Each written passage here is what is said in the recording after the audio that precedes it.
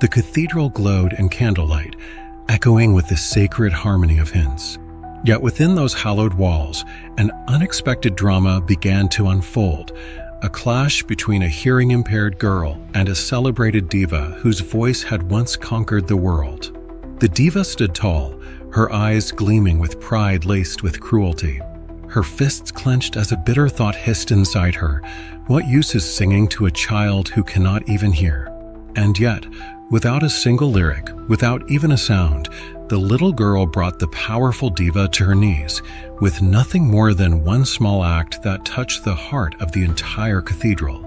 Backhand index pointing right, this is a true story of loss, of faith, and of a saving grace so powerful you will never forget it.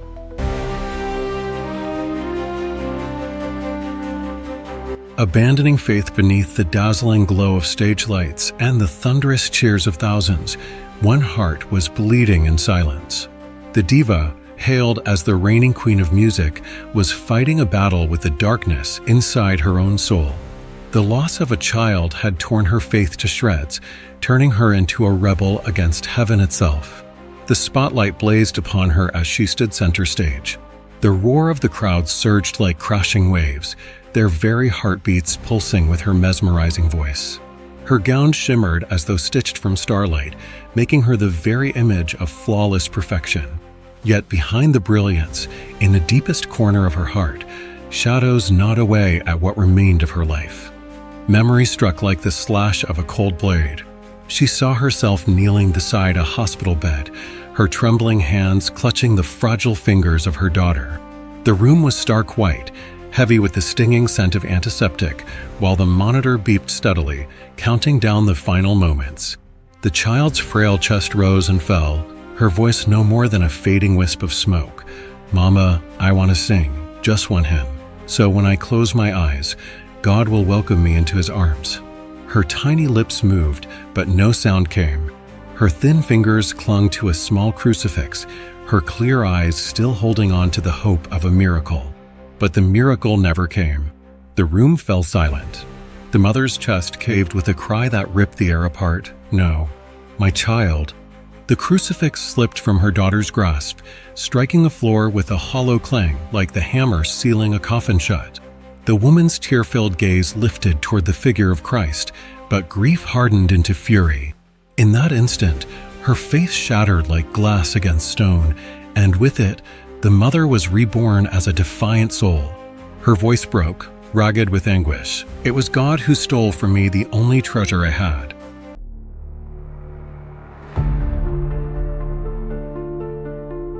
A proud star, a broken heart on stage, she was the very image of strength.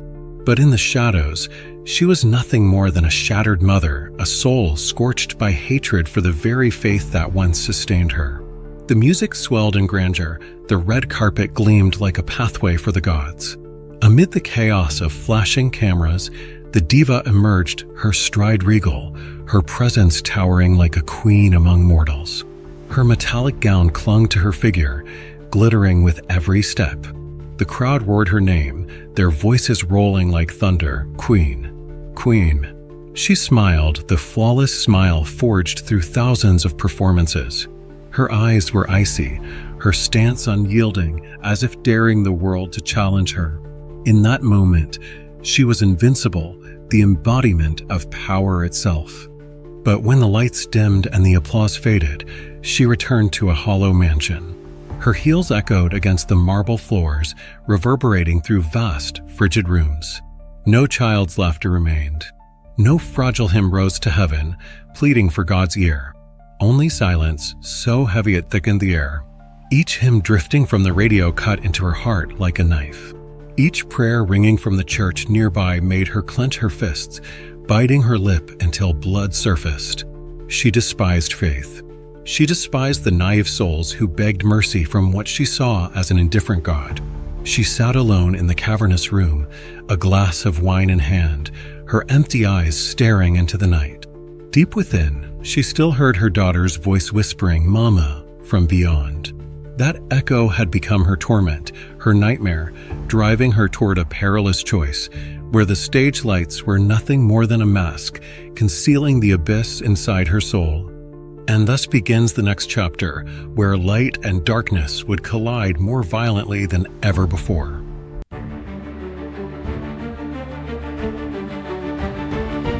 The reluctant charity performance that afternoon, golden sunlight filtered through the stained glass windows of the cathedral, scattering across the floor like shards of broken crystal. The crowd buzzed with excitement, whispering in awe, "The Diva will sing at today's charity event." To them, it was a gesture of generosity, a noble act of a star's compassion. But the truth was harsher. She was there only to preserve her image, to remain the flawless queen in the eyes of the public. Her high heels struck the tiled floor, each step echoing like a tolling bell that stirred memories she longed to bury. As the cathedral doors swung open, cool air rushed in, carrying the heavy scent of incense that nearly made her stagger. Before her eyes, it wasn't rows of polished pews or flickering candles she saw, but the fragile image of her daughter lying in a hospital bed, lips cracked and trembling as she tried to mouth a hymn that would never be finished.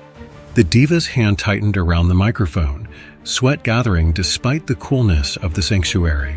In her mind, her daughter's broken song whispered on fragile, halting, yet so heartbreakingly earnest it tore through her soul. The pain wrapped around her chest like an invisible fist, strangling her breath. Her gaze fell upon the crucifix on the wall, and for one raw instant, her heart screamed, "It was here you took her from me." It was this faith I once knelt to, this faith I begged for mercy, that betrayed me. Outside, the audience still waited for an angelic voice, a performance that would uplift their souls. But within her, the cathedral was no sanctuary. It was a prison of memory, where every note became a blade, cutting open a wound that would never heal.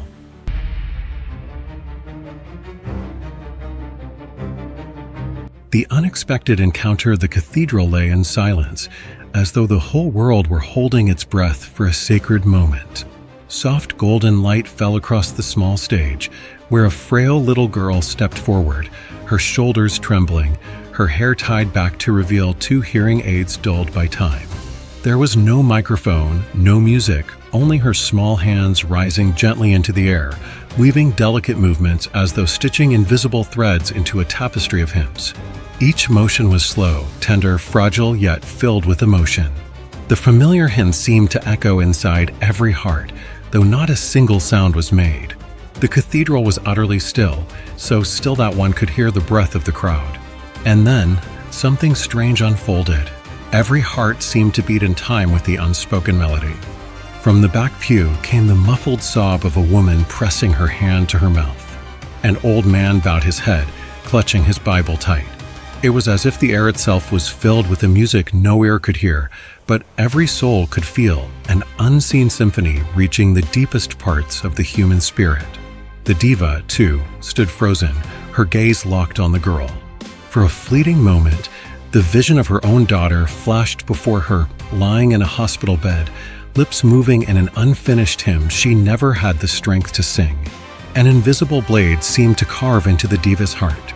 Yet instead of tenderness, a choking fury rose inside her, hot as fire. A child who cannot hear, what good is her song? A hymn without words, how can it save anyone? She hissed under her breath, as if snarling at her own past. The thought echoed inside her, digging deep, twisting pain into rage. When the stage lights dimmed and the girl bowed, the hall erupted in thunderous applause. People rose to their feet, cheering, weeping openly. But to the diva, the sound was shrill, piercing, like a verdict handed down upon her soul. The world could weep for a stranger's child, while her own daughter had slipped away in silence, unseen. And in that moment, a fracture split through the diva's heart. From that crack, darkness began to seep in, darkness that would soon ignite a confrontation she could no longer escape.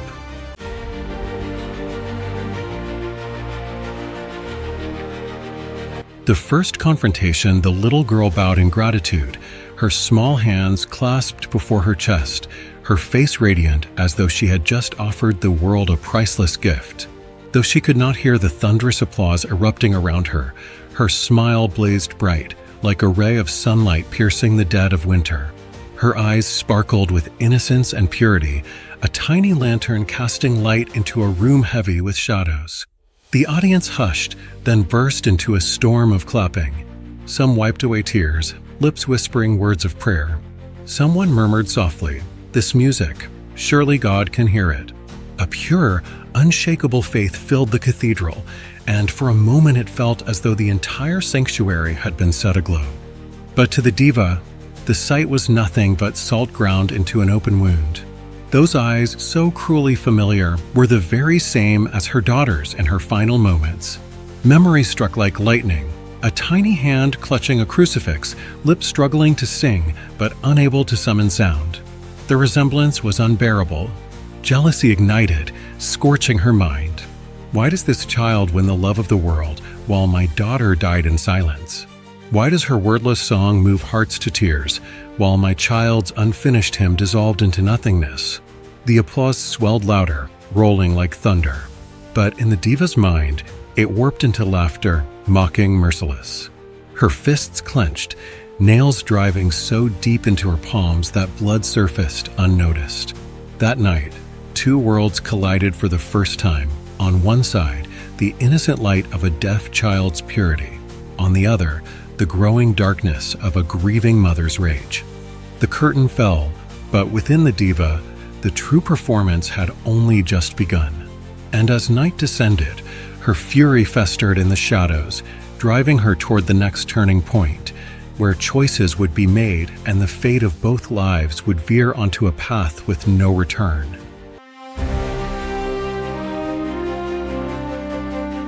The hymn of Hand's music seemed to take shape, visible lines drawn into the air, weaving a sacred atmosphere unlike anything the cathedral had known.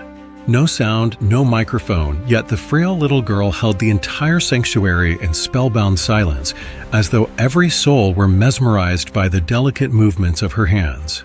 Her hands flowed like ribbons of silk, slow yet fervent, sketching soft arcs in the air like an invisible score. Candlelight flickered across her face, turning her into a small flame glowing within the vast old church. Every breath in the audience seemed to pause in unison. The elderly pressed trembling hands to their chests, the young bowed their heads, even children stilled. They were not hearing with their ears, they were listening with their hearts, with their memories, with the echoes of all they had once lost. An old woman in the front pew burst into sobs, her shoulders shaking to the rhythm of those small hands. Behind her, a priest folded his palms together, lips moving silently in prayer. The whole cathedral breathed as one, as if a hidden door had been opened to a realm where music existed only as pure vibration of the soul. But in the shadows, the diva's clenched fist trembled. Each movement of the child's hands was a blade, cutting deeper into her heart. Once more, she saw her own frail daughter on a hospital bed, lips struggling to sing an unfinished hymn, breath faltering as though begging for a miracle. And echoing through memory, that cry of despair, "God, please save her." Then the girl ended her silent hymn with a radiant smile. The audience rose to their feet as one, applause crashing like thunder, reverberating against stone walls, swelling into a chorus as mighty as any choir. The diva muttered under her breath, her voice bitter, strangled with venom. "It's only pity, the same pity they gave my child." But pity never saved her. Her whisper dissolved into the air, unheard by anyone. Only she knew it. Only she, and the wound in her heart that bled anew with every passing day.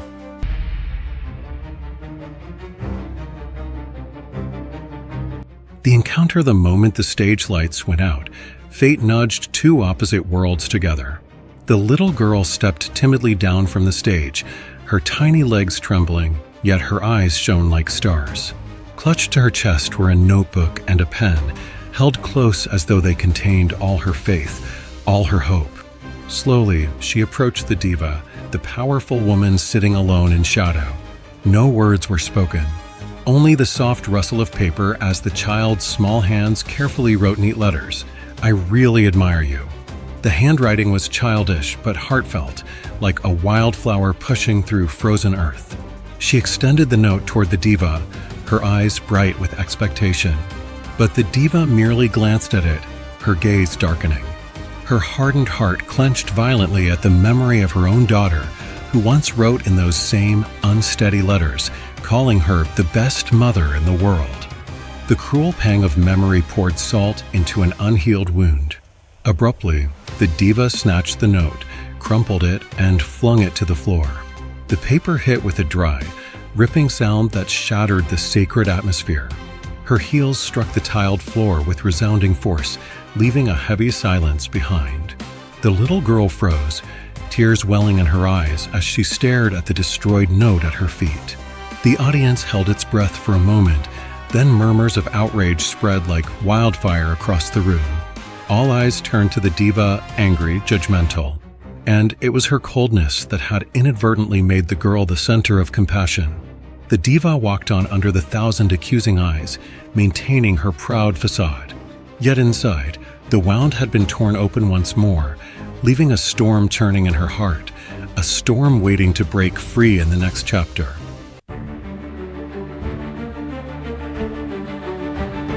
The lonely night, the darkness swallowed the grand mansion, leaving a quiet void as still as a graveyard.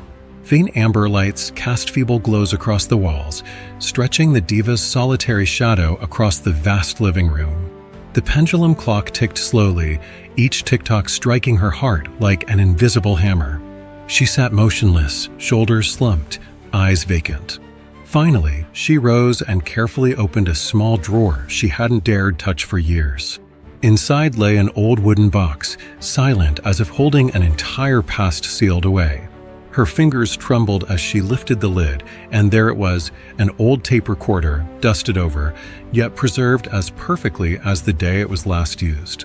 She placed it on the table, sank into a chair, took a deep breath, and pressed play. A fragile, hesitant voice filled the room, wavering as if from another world. "Mama, I want to sing for you, so God will take me." The voice trembled, fragmented like a thread about to snap, yet overflowing with longing. The diva collapsed, clutching her head, sobs erupting from the depths of her chest. Tears streaked her meticulously made-up face. She cried like a lost child, mourning all that was gone, mourning her own helplessness. But within minutes, those tears turned to fire. Her face twisted with rage. The diva sprang up, grabbed the tape recorder, and hurled it to the floor. The metallic crash echoed through the room like a scream tearing through the night. She shouted, her voice hoarse, teeth gritted, "If you exist, why did you let her die?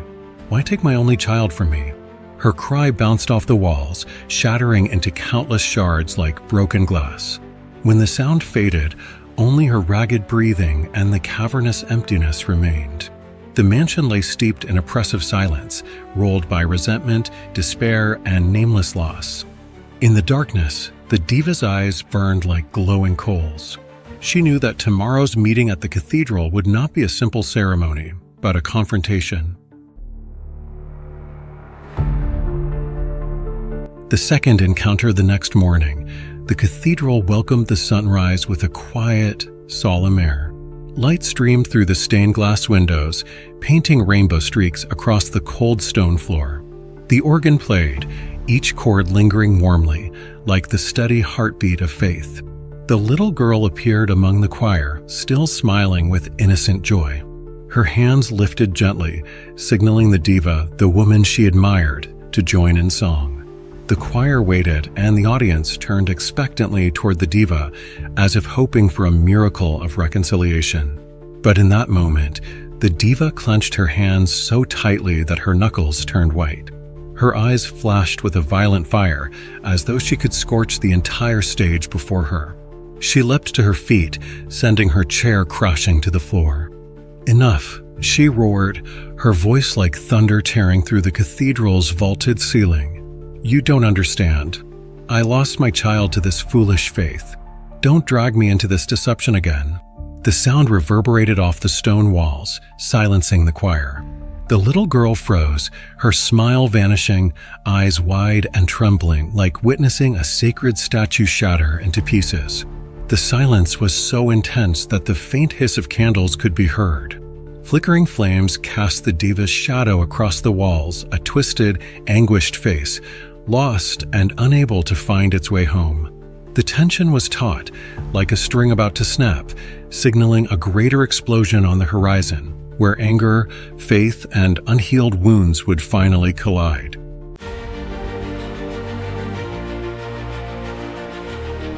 The message that shook her the cathedral fell into a stunned silence after the diva's scream of pure rage. The little girl bowed her head quietly, hands trembling as she held a small pen. No words escaped her lips, but slow, careful letters formed boldly on the blank page. She stepped forward, eyes shining yet unwavering, and extended the paper to the diva. In the flickering candlelight, the words stood out like a proclamation from heaven. Though I do not have ears to hear, God has given me 2 eyes to see, a heart to love, and many wonderful people like you. I cannot hear my own voice, but God can. No sound echoed through the room, yet the entire space seemed to vibrate. The audience held its breath, all eyes on the diva. That small piece of paper struck like a blade, cutting straight into the unhealed wound in her heart. The diva stood frozen, chest tightening, breath catching in her throat. In that instant, she seemed to hear her daughter's voice, the off-key, fragile melody from her memory. "Mama, I want to sing for you." Her fists clenched, trembling, and she turned away. No words, no reaction, only a silence that tore through the room, as if the entire world had just shaken inside her.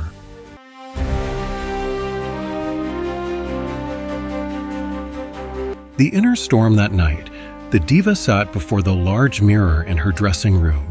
Golden light fell across her face, revealing every wrinkle, every smudge of makeup. She held the microphone, hands trembling, and began to sing.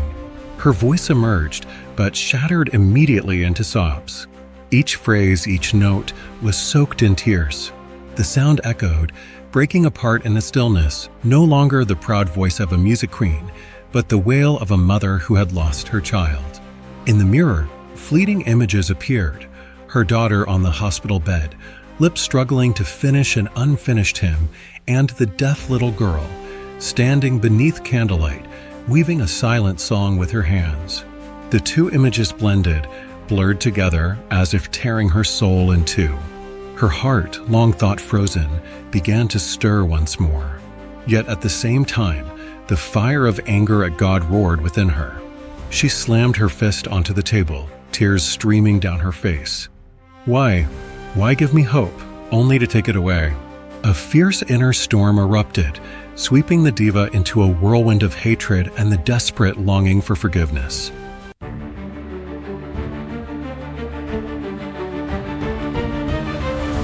Redemption finally, the diva stepped forward. The whispers in the cathedral fell silent. Every eye turned toward the woman once hailed as a legend, once hated for her cruelty, now appearing in this sacred moment. She drew a deep breath and began to sing for the first time in years. Her voice was no longer flawless, marked by cracks and heavy with sorrow.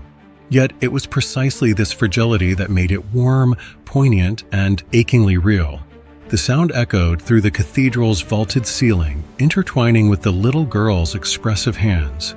It was a strange but breathtaking harmony, a voice carrying the soul of loss, hands carrying the rhythm of faith and hope.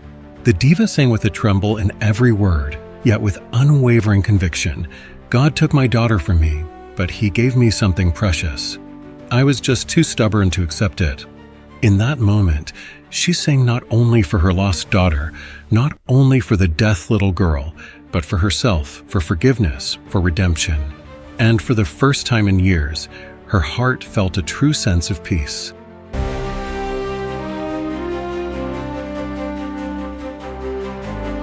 Forgiveness, the music faded, leaving only a gentle echo beneath the cathedral's vaulted ceiling. The diva stepped down, trembling, her eyes red and raw from years of suppressed pain. She knelt before the tiny girl, a gesture so unexpected that the entire cathedral fell silent.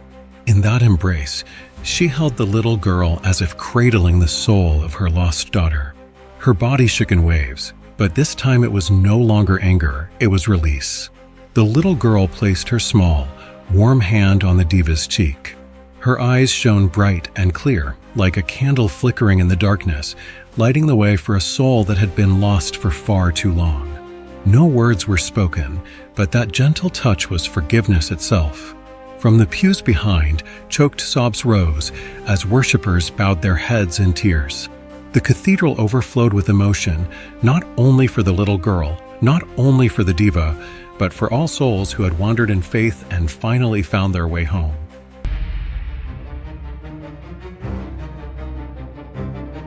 The light of faith the next day, the news spread everywhere. The diva had announced the creation of a music fund for deaf children so that any child, even one who cannot hear their own voice, could still sing, still live within music. At the fund's launch, the auditorium was flooded with light. The scene crystallized like a painting of heaven. The little girl stood center stage, hands moving in harmony with the choir, eyes shining bright with faith. The diva sat at the piano, fingers gliding gently, guiding the music. Around them, other children joined in song, like tiny angels taking flight in the hymn of life. The diva watched the little girl quietly, a profound gratitude rising in her heart. She whispered to God, "You have allowed me to find my lost child in another form." Learning of the little girl's circumstances, orphans of a car accident that also stole her hearing, the diva did not hesitate. She opened her arms and welcomed her as a daughter. The piano, the voices, the tears, they all blended into a flowing stream of emotion. The closing message echoed through the room, a reminder to all, music does not need ears, only a heart. And God still listens there,